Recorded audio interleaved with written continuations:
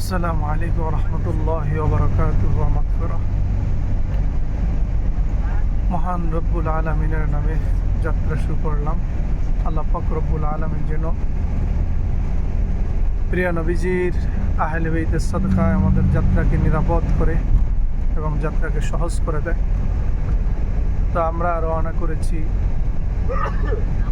স্মৃতি বিজড়িত স্থান তায়েফ নগরীতে।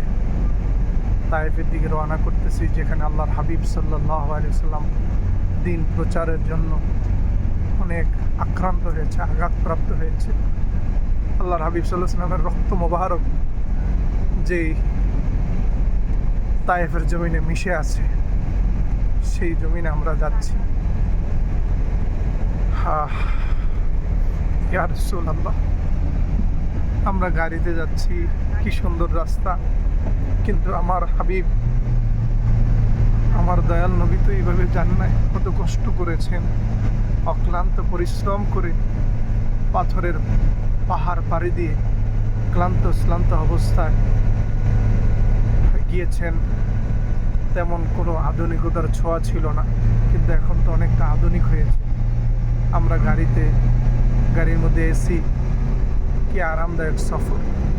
কিন্তু প্যারা হাবিব সাল্লাল্লাহু আলাইহি ওয়াসাল্লাম তো এই আরামদায়ক সফর করতে পারেন নাই। কঠিন ত্যাগ তিতিকার পরে অবশেষে গিয়ে রাসূল সাল্লাল্লাহু আলাইহি ওয়াসাল্লাম বুক ভরা আশা নিয়ে তায়েফবাসীর কাছে গেলেন, কিন্তু সেখানে গিয়েও আশাহত হলেন। তায়েফবাসীরা আল্লাহর হাবিব সাল্লাল্লাহু আলাইহি ওয়াসাল্লামকে মেনে নিতে পারল না, আল্লাহর হাবিব সাল্লাল্লাহু আলাইহি ওয়াসাল্লামকে গ্রহণ করলো না, বরং প্রচণ্ড বেগে আক্রমণ শুরু করলো।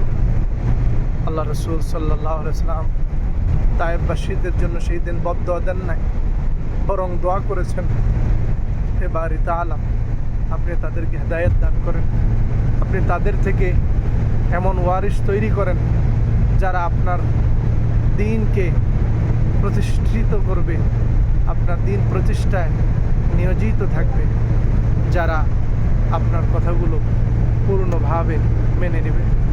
তা আমরা সেই তায়েফ নগরীতে যাচ্ছি, রাসূল সাল্লাল্লাহু আলাইহি ওয়াসাল্লামের সেই বিরহ বেদনাগুলো একটু অনুধাবন করার জন্য, কষ্টটা যেন আমরা একটু অনুধাবন করতে পারি।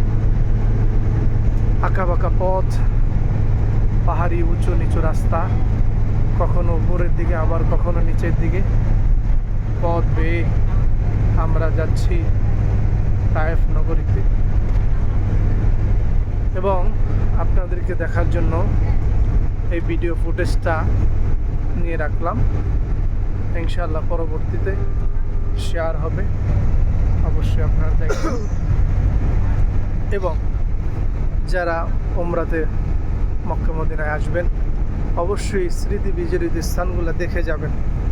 এগুলো যদি দেখে যান তাহলে মানসিকভাবে অনেকটা পরিবর্তন নিজেকে করতে পারবেন।